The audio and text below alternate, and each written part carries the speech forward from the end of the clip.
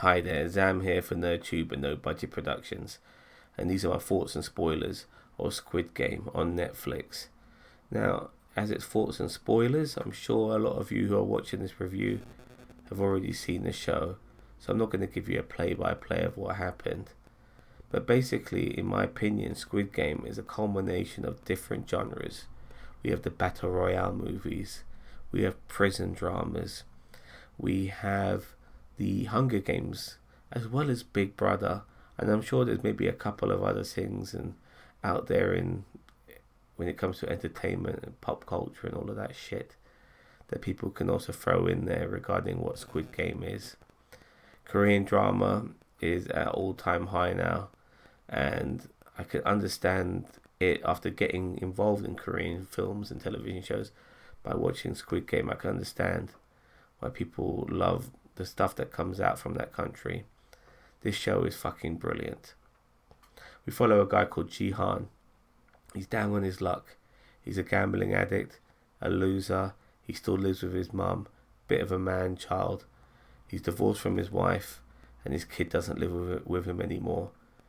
And he owes money to debt collectors as well. And when he has an opportunity to make more money by meeting a guy called the salesman on a subway station, he takes the opportunity. He goes to an island and he comes across lots of other people who are participating in the Squid Game. Hundreds of people, by the way. And all of these people are in the same boat he's in. They're all in debt. They all owe money. And the lure of the amount of money they could win is so tempting that they're willing to put their lives on the line. At first, when they realize they're being killed in the first game of the Squid Game, because they're playing 6 games overall, they actually decide to discontinue, because you're allowed to discontinue the Squid Game if majority of people decide to quit. But once all these people go back to their original lives and realize that they're still in debt, they wish they actually were still involved in the Squid Game and decide to go back to it when given an opportunity to go back. And this is where we get character studies on what it means to be human, what it means to be a survivalist.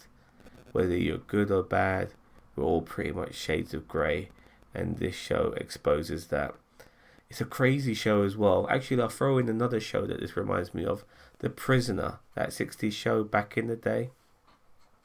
You can put that in the mix as well, because the participants, we kind of get an idea who they are, but the people in charge of the Squid Game, we have really no idea who the fuck they are, and we see them as pink hooded individuals with unusual sort of fencing masks over their faces, and they have different sort of symbols over their masks.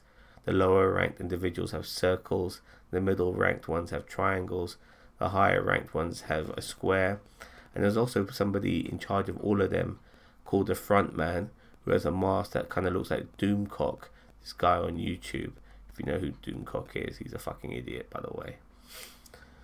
And we actually get to see how these sort of staff members, soldiers, whatever you want to call them, operate as well, because a policeman infiltrates them when he comes across some of the participants of the Squid Game who initially decided to bail out before they went back in again.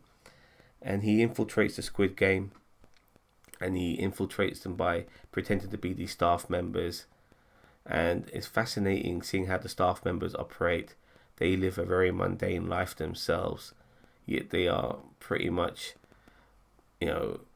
ingrained in how the Squid Games operate. We do come across a few corrupt staff members who are selling off the dead bodies from some of the people killed in the Squid Games by selling off their organs and stuff. But nevertheless, majority of them are just happy to follow the rules. Overall, I've never seen anything like this. Even though I've seen stuff similar to this, this is very unusual. And I wanted a lot of answers out of this, and I went through this show expecting all my questions to be answered, and unfortunately, they didn't. But that's because we will hopefully will have a second season of this show. When you watch the first season of a show, You wonder how they could do a second season. But by the time this first season ended, I could see where the second season went. Jihan does become the winner, as you all probably know. He does end up lasting, and the way people have died in the previous games is quite horrific.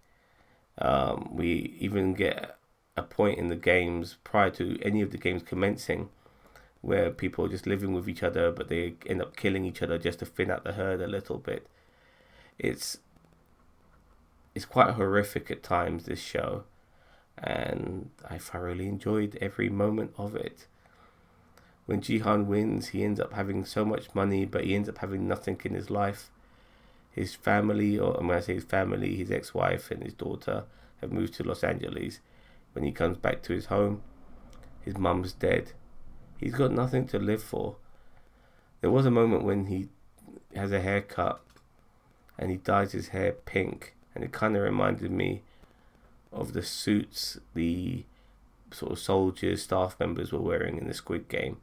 Like he was one of them, so to speak, because he genuinely gets all this money that they're playing for, like 46 billion Korean won, which is about 25 million pounds. So he gets a lot of fucking money, life-changing money where he can live a better life, and he does give some of this money back to some of the people who participated and died in the games, not to them themselves, but to their family members, because he wants to try to do the right thing. But even though he had a lust for money, once he gets it, his life feels very empty, and it's fascinating. But he does come across the salesman again, doing his salesman routine by trying to participate, get new people to participate in the Squid Games. And also, when we see the cop who infiltrated the Squid Games, we find out that this thing has been going on for years, and it's also a vanity project for the rich, basically, which I kind of was expecting that to be. The rich people, they make these bets. They like watching regular people like you and me kill ourselves for their entertainment. And that was what I was kind of expecting it to be. There is a massive twist in this regarding one of the participants. He is actually the organizer of the Squid Game. And if you think about it, and if you watch some of the other reviews out there on YouTube, you will see how there was clues thrown out there to basically show that, yeah, he was the leader, he was the participant. He was the organizer, he was the one running the Squid Game, and he was actually comes across as a bit of a cold-hearted individual because he's so rich and he's so, vain to a degree that he just thinks everyone's fucking assholes. But when you yourself are a fucking asshole, you probably think there's no good in anybody. And we kind of find that out in the final episode when we come across this particular individual. But I think the second season will be Jihan and possibly the cop. Let me look for his name. John Ho, coming together, joining forces to maybe shut down the Squid Games.